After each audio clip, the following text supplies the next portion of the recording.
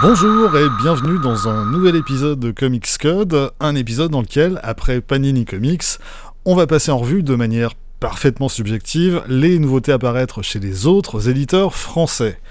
Comme d'habitude, en cas d'erreur ou d'oubli, n'hésitez pas à intervenir dans les commentaires, c'est aussi fait pour ça. On commence par Urban Comics et on commence avec le tome 3 de Batman Dark City de Chip Zdarsky. Un volume consacré au mini-event Gotham War. Concrètement, c'est un crossover entre les séries Batman et Catwoman, encadré par une paire de one-shots et accompagné par une mini-série en 2 parties consacrée à Red Hood. Bon, on retrouvera aussi dans ce tome les 2 numéros de Batman Night Terrors, dont on se demande un petit peu ce qu'ils viennent faire là. Tout ça nous donne un gros volume de 360 pages qui devrait au moins ravir les fans de Catwoman, dont on n'a plus lu la série en France depuis un petit moment. Batman encore avec Batman Wayne Family Adventures de CRC Payne et Starbite, un titre qui s'adresse plutôt à un jeune public, initialement paru sous forme de webcomics et qui met en scène tous les enfants de Batman, qu'ils soient biologiques ou adoptés. Un petit peu plus intéressant, en Black Label, The Riddler année 1 de Paul Dano et Stevan Subic. Paul Dano, c'est l'acteur qui interprétait le personnage du Riddler dans le dernier film Batman en date, et on le retrouve ici au scénario pour raconter les origines du personnage. Bon, les acteurs qui s'improvisent scénaristes, on a eu quelques exemples récents qui font franchement pas envie, du bourrin berserker de Keanu Reeves au navrant Mother of Madness d'Emilia Clarke. Celui-ci est quand même un poil plus intéressant. Déjà pour le travail de Stevan Subic, qui pose une ambiance paranoïaque et très noire sur l'ensemble du récit. Le scénario de Dano est pas mauvais non plus et donne à voir un Riddler expert comptable qui subit sa vie plus qu'il ne l'amène. Après, j'avoue que le scénariste m'a un peu perdu dans la seconde moitié de son récit et que j'ai eu du mal à en venir à bout, mais bon, jetez-y un œil quand même quand ça sortira, c'est pas inintéressant. Dernier Batman au programme ce mois-ci, le volume 2 des Chronicles de 1989, un énorme pavé de 650 pages, avec au programme un peu tout et n'importe quoi, c'est le risque quand on propose des intégrales. On aura donc droit ici à un crossover entre Batman et New Titans par Marv Wolfman, Jim Aparo et George Perez, 4 épisodes de Secret Origins qui reviendront sur les premiers pas de divers adversaires de Batman, de Poison Ivy à Clayface, la mini-série Catwoman de Mindy Newell et J.J. Birch, et enfin le graphic novel Arkham Asylum de Grant Morrison et Dave McKean. Restons dans les Chronicles avec le volume 1 des Superman de 1988. Au sommaire, on trouvera 4 numéros de chacune des séries de l'époque, Superman, Adventures of Superman et Action Comics, ainsi que la mini-série World of Krypton par John Byrne et Mike Mignola, qui nous renvoie sur le monde d'origine de Superman, et enfin le one-shot The Earth Stealers par l'omniprésent John Byrne et Curt Swan. Côté nouveauté, Dawn of DC continue de se déployer avec 2 nouveaux titres. Tout d'abord, Dawn of Shazam, avec au sommaire la mini-série The New Champion of Shazam de Josie Campbell et Evan Doc Shainer, qui met à l'honneur Mary Marvel, les 2 épisodes estampillés Night Terrors par Mark Waid et Roger Cruz, et les 2 premiers épisodes de la nouvelle série par Mark Waid et Dan Mora. Comme pour le Dawn of GSA, on peut regretter que ce premier volume ne propose que 2 numéros de la série principale. Après, on va pas cracher non plus sur une mini illustrée par le trop rare Evan Doc Shainer. Sorti le même jour du premier tome de Dawn of Titans, qui promet un sommaire très copieux avec les 5 premiers numéros de la nouvelle série Titans par Tom Taylor et Nicolas Scott, World's Finest Teen Titans de Mark Waid et Emanuela Lupacchino, qui revient sur le passé de l'équipe, la mini-série Tales of the Titans, dont chaque numéro est consacré à un membre de l'équipe différent et réalisé par une équipe différente, et enfin les 2 titres Night Terrors par Andrew Constant et Scott Godlewski. Si je fais le total de ce qu'annonce Urban sur leur site, ça nous fait 16 épisodes pour un tome de 300 pages. Je vois pas comment ils peuvent caser 16 épisodes dans 300 pages. À mon avis, il y a une erreur quelque part, et je pense qu'elle se situe au niveau de World's Finest Teen Titan. D'après Urban, on retrouvera dans ce volume les 5 premiers numéros, sauf que il s'agit d'une mini-série en 6, donc ça n'a pas vraiment de sens de publier 5 numéros ici et le 6e plus tard. Plus vraisemblablement, on devrait avoir ici les 3 premiers numéros de la mini, et là, ça devrait rentrer dans le nombre de pages annoncées. À vérifier quand ça sortira. Pour le reste, on revient toujours au même problème que pose le format Dawn of DC. La nouvelle série Titans démarre plutôt bien, la mini World's Finest est très fun.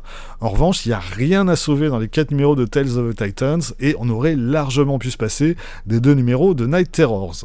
Du coup, on se retrouve à payer 30€ pour un volume dont presque la moitié du sommaire n'a aucun intérêt. Est-ce que c'est vraiment comme ça qu'Urban va relancer les titres d'ici en France ? J'ai quand même de gros doutes. Mais bon, au moins on pourra pas leur reprocher de pas avoir tout essayé. Restons dans le super-héroïque, mais du côté des indés, avec une curiosité. The Mighty de Peter Tomasi, Keith Champagne, Peter Snieshberg et Chris Samney. Ça paraît dans la collection Indies, mais en fait, c'est à l'origine paru chez DC Comics. Le truc, c'est qu'effectivement, cette histoire ne s'intègre pas du tout dans la continuité DC. Il s'agit donc d'une maxi-série en 12 épisodes, parue à l'origine en 2009. Et c'est une histoire qui tourne autour d'un pseudo-Superman baptisé Alpha One, seul super-humain existant sur Terre, et qui a de ce fait sensiblement bouleversé la société américaine. Pour l'accompagner dans ses missions a été créée une unité spéciale, la section Omega. Et quand le chef de cette unité se fait assassiner, forcément ça va soulever tout un tas de questions. Avec The Mighty, on est quelque part entre Watchmen et Invincible, sauf que ce titre n'atteint le niveau ni de l'un ni de l'autre. C'est pas mauvais, ça se lit bien, c'est très bien mis en scène par Peter Snieshberg dans les 4 premiers épisodes et par Chris Samney dans les 8 suivants, mais bon, ça apporte à peu près rien de nouveau au thème et la fin est quand même assez foireuse. Bref, tout ça est assez anecdotique et méritait pas vraiment d'être sorti des oubliettes 15 ans plus tard. Autre lecture super-héroïque dispensable, le tome 2 de Vanish de Donny Cates et Ryan Stegman. On va pas revenir sur les problèmes qu'a connu Donny Cates ces 2 dernières années, le fait est que, scénaristiquement, il est aujourd'hui plus que l'ombre de lui-même, et c'est tout à fait désolant. Restent les planches de Stegman, toujours aussi spectaculaires et efficaces. Quant à savoir si on aura droit un jour à une suite à ce tome, j'en ai pas la moindre idée.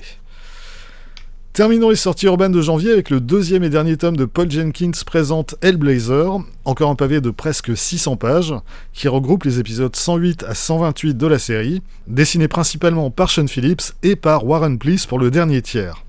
C'est loin d'être ma période préférée de la série, après, c'est pas indigne non plus, faudrait que je relise ça à l'occasion, mais c'est pas non plus dans mes relectures prioritaires. Chez Delcourt, comme en janvier, on aura droit ce mois-ci qu'à 3 nouveaux titres. Visiblement, l'éditeur a décidé de sérieusement réduire la voilure en ce début d'année, et plusieurs titres initialement annoncés ont été reportés sine-die, ce qui est quand même un petit peu inquiétant. Après, Thierry Mornay a annoncé pas mal de nouveautés à venir ces prochains mois, donc on va se rassurer avec ça. Sortie la plus intéressante du mois en ce qui me concerne, le premier tome de Damn Them All, une série en 12 épisodes, signée Simon Spurrier et Charlie Adlard. C'est l'histoire de Ellie Hawthorne, une occultiste badass qui va se retrouver à devoir pourchasser des démons libérés sur Terre pour les renvoyer d'où ils viennent. Spurrier avait signé un formidable run d'Hellblazer il y a quelques années avec Aaron Campbell au dessin, série que DC avait arrêtée prématurément après seulement 12 numéros. Je me demande dans quelle mesure le scénariste n'a pas recyclé ici une histoire initialement prévue pour Hellblazer, parce qu'on trouve quand même un paquet de points communs entre Damn Them All et Hellblazer, les bas-fonds de Londres, le sous-texte politique et social, et puis cette héroïne cynique et pragmatique qui rappelle quand même vachement un certain occultiste en trench coat. Bref, les premiers numéros que j'ai lus sont vraiment très bien, Charlie Adlard est comme d'habitude impeccable, donc on en reparlera forcément quand ça sera sorti. Autre sortie notable, le second tome de l'intégrale des Gardiens du Globe, même si je sais pas trop ce qu'il y aura au sommaire, mais bon, les différentes minis que j'ai lues liées à l'univers d'Invincible étaient plutôt sympas, même si ça atteint jamais la qualité de la série principale. Dernière sortie dès le cours de février, l'adaptation en comics de Dune, le film de Denis Villeneuve, d'après l'œuvre de Frank Herbert, par Lila Sturgis et Drew Johnson. Bon, vu que j'ai toujours pas vu le film en question, je crois que je vais pas me précipiter sur cette version. Chez iComics, c'est le mois des intégrales. On aura donc le 3e tome de l'intégrale des Tortues Ninja, avec au sommaire les épisodes de l'arc La Chute de New York, une demi-douzaine de micro-séries, et un épisode qui ne figurait pas dans les précédentes éditions, l'annuel de 2012, écrit et dessiné par Kevin Eastman. Dans le même temps, iComics consacre une première intégrale à Rick et Morty, avec un premier tome qui réunit les 2 premiers volumes de l'édition précédente. Bon, à l'époque j'ai pris le premier volume, et plus jamais. J'aime énormément la série animée, mais la version comics n'a pas le moindre intérêt. Il y a plus d'idées, de gags et d'inventivité dans 15 secondes de la série animée que dans 150 pages du comic book. Donc, si vous n'avez pas lu cette série au moment de sa première publication, surtout, ne changez rien. Chez Black River, sortie annoncée du deuxième tome de Hotel de John Lees et Dalibor Talajic. Le premier tome était franchement pas mal, une suite de récits indépendants mais pourtant interconnectés qui se déroulaient tous dans le même et inquiétant hôtel. Franchement, si vous avez envie d'un récit fantastique qui glisse de temps en temps vers l'horrifique, à mon avis ça se tente. Chez Huggin et Munin, suite et bientôt fin des nouvelles éditions de Sin City, dans leur nouvelle traduction signée Henry Lovenbroek. Celui-ci devrait réunir les différents one-shots parus au fil des ans, The Babe Wore Red, Silent Night, Sex and Violence et quelques autres. Chez Delirium, sorti du deuxième tome d'Elric, le navigateur sur les mers du destin, adapté du roman de Michael Moorcock par Roy Thomas et dessiné par Michael T. Gilbert et George Freeman. Un récit initialement paru chez First Comics en 1985-1986, repris ici dans un grand format qui rend idéalement bien la beauté des planches de Gilbert et Freeman. Si vous aimez les beaux livres, ça me semble assez indispensable. Et si vous aimez l'œuvre de Moorcock, j'en parle même pas. Chez Comics Initiative, sorti de Mindset, le récit de Zach Kaplan et John Pearson que j'ai annoncé le mois dernier et dont la sortie a été repoussée de quelques semaines. Une histoire conseillée à tous ceux qui aiment la science-fiction à la Black Mirror et dont on parlera plus en détail à sa sortie. Sorti également d'Ephemera, un graphic novel écrit et dessiné par Brianna Lawinson. J'en sais pas beaucoup plus, si ce n'est que c'est un récit autobiographique, paru aux États-Unis en 2023 chez Fantagraphics, à voir quand ça sortira. Aux éditions Réflexion, il semblerait que le tome 3 de The Max de Sam Kiff doive sortir en février. Bon, comme souvent avec cet éditeur, on verra bien le moment venu si c'est le cas ou pas, mais effectivement, ce serait une bonne nouvelle. The Max, ça reste une des séries les plus étranges et les plus singulières des débuts d'Image Comics. Mon principal regret concernant la publication de The Max chez cet éditeur, c'est le format, plus petit que celui des comics originaux, et donc pas vraiment idéal pour mettre en valeur les planches somptueuses de Sam Kiff. Chez Graf Zeppelin, le tome 2 de Nancy in Hell par El Torres et Enrique Lopez Lorenzana est désormais annoncé pour le 14 février. Après, on n'est plus à un report près et les amateurs de cette série ont depuis longtemps appris la patience vu que la sortie du premier tome chez Graf Zeppelin remonte à 2015. Si vous connaissez pas, Nancy in Hell, c'est de l'horreur surnaturelle bien gore, avec des demoiselles en petite tenue, voire sans tenue du tout. Par rapport au dessin de Juan Roseri sur le premier tome, Enrique Lopez Lorenzana œuvre dans un registre similaire, même s'il est quand même un poil moins bon que son prédécesseur. Chez Achilleos enfin, on guettera si l'intégrale de Frontline Combat paraît en février. Elle est en tout cas annoncée sur les sites de vente. C'est clairement un des meilleurs titres ici comics, avec la crème des dessinateurs de l'époque et des scénarios qui insistent davantage sur l'horreur de la guerre que sur l'héroïsme de ses protagonistes. Si vous n'aviez pas les 2 tomes précédemment publiés par Achilleos, je vous le conseille très chaleureusement. Voilà, c'est tout pour aujourd'hui. Rendez-vous très vite pour la suite. D'ici là, vous pouvez vous abonner à cette chaîne, laisser un commentaire, partager cette vidéo sur les réseaux sociaux. Vous pouvez aussi retrouver les lectures de Quack Kent et Bite Quack sur Instagram et avoir ainsi un aperçu du thème des prochaines vidéos. Et vous pouvez surtout, lire des comics. Soyez sages et à bientôt.